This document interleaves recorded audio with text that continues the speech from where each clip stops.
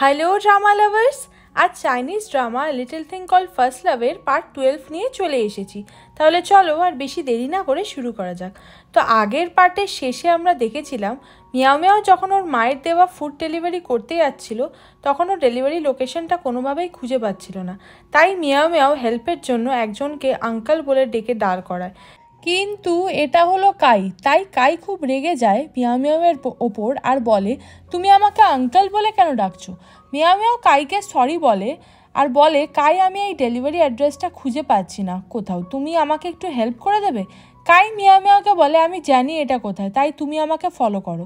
এরপর কাই বাইক নিয়ে তাড়াতাড়ি করে এগিয়ে যায় আর বেচারি মিয়াও মিয়াও জোরে সাইকেল চালিয়ে কাইয়ের পিছু করে। কাই মিয়াও মিয়াওকে জ্বালিয়ে খুব মজা পায়, তাই কাই মিয়াও মিয়াওকে দেখে হাসছিল। এরপর কাই দেখিয়ে দেয় মিয়াও মিয়াওকে যে এটাই হলো সেই বিল্ডিং। এরপর মিয়াও মিয়াও কাইকে থ্যাঙ্কস বলে ফুড ডেলিভারি করতে চলে যায়। এরপর কাইও যখন ওখান থেকে চলে যেতে যাচ্ছিল তখনও মিস রোজ মানে ওর মাকে দেখে, তাই কাই তাড়াতাড়ি করে লুকিয়ে পড়ে সেম বিল্ডিংয়ে।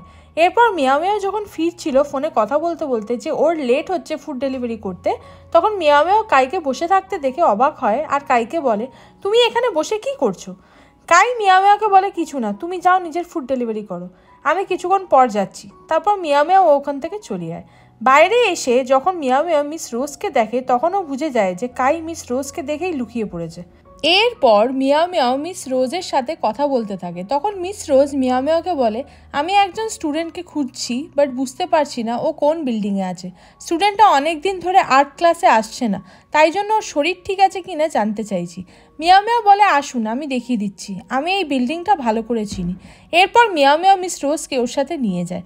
তারপর কিছুক্ষণ পর মিয়াও মিয়াও কাইয়ের কাছে আসে এবং ওকে বলে, এখন বাইরে আর কেউ নেই, তুমি যেতে পারো। যেটা শুনে কাই মনে মনে ভাবে, মিয়াও মিয়াও কি সত্যি বলছে?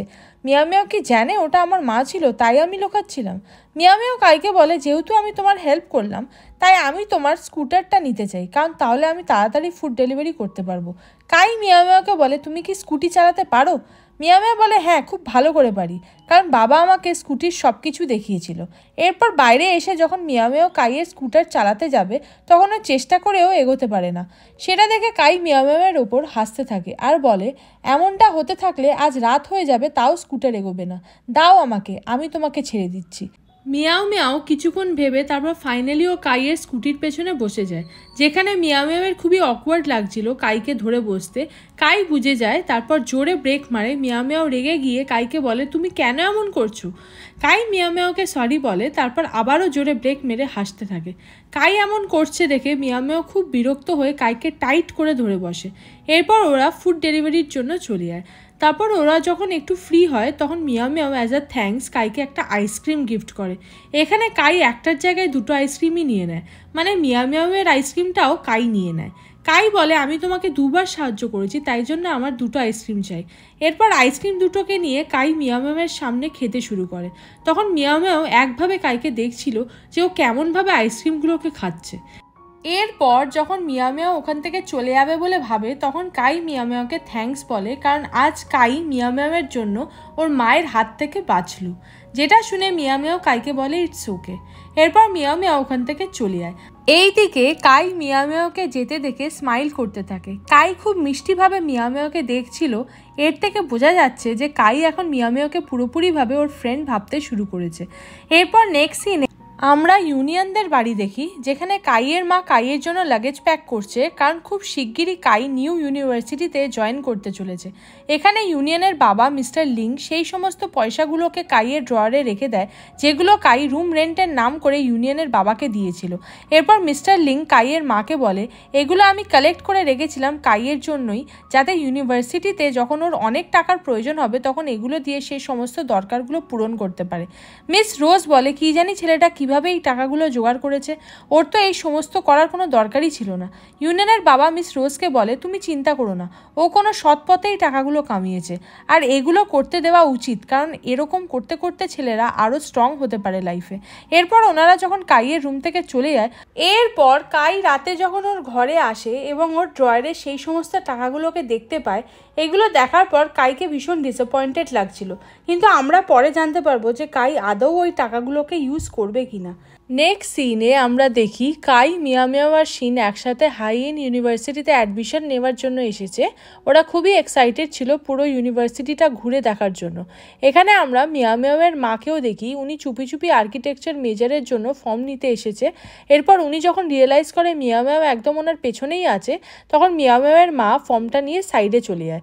শিন ইউনিয়নের ডিপার্টমেন্টের স্টুডেন্টদের থেকে জিজ্ঞাসা করে ইউনিয়নের ব্যাপারে। ওরা বলে ইউনিয়ন এখন মডেল রুমে আছে। তাই জন্য মিয়ামিয়াও শিনকে বলে চলো আমরা দুজন মিলে সিনিয়র ইউনিয়নের সাথে দেখা করে আসি। বাট যেহেতু শিন কাইকে ফলো করতে চাইছিল, তাই জন্য শিন মিয়ামিয়াওকে বলে সরি, আমি তোমার সাথে এখন যেতে পারবো না, তুমি চলে যাও। নেক্সট সিনে আমরা ইউনিয়নকে দেখি, ইউনিয়ন কিছু কাজ করছিল। তখন আমরা ইউজিনকে দেখি যে ইউনিয়নের ক্লাসমেট এবং মেয়েটি ইউনিয়নের সাথে কথা বলতে এসেছে।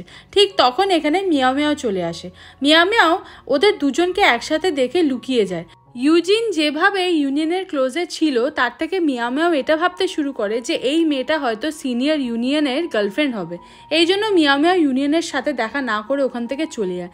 এরপর ও একটা ফাঁকা জায়গায় বসে মনমরা হয়ে যায়। এখানে মিয়ামিয়াওয়ের কাছে ওর পুরনো বেস্ট ফ্রেন্ড চলে আসে, যে প্রথমের দিকেই মিয়ামিয়াওয়ের সাথে ফোনে কথা বলতো। মিয়ামিয়াও ওকে হাগ করে নেয় এতদিন পর দেখে এবং ওকে সব বলতে থাকে এক্ষুনি ও কী কী দেখে এসেছে। এদিকে শিনও ওদের পেছন থেকে দেখছিল। শিনের একদম পছন্দ হয় না যে মিয়ামিয়াও কিভাবে অন্য একটা মেয়েকে হাগ করে ওর দুঃখ শেয়ার করছে, কারণ মিয়ামিয়াও এখন শিনের বেস্ট ফ্রেন্ড।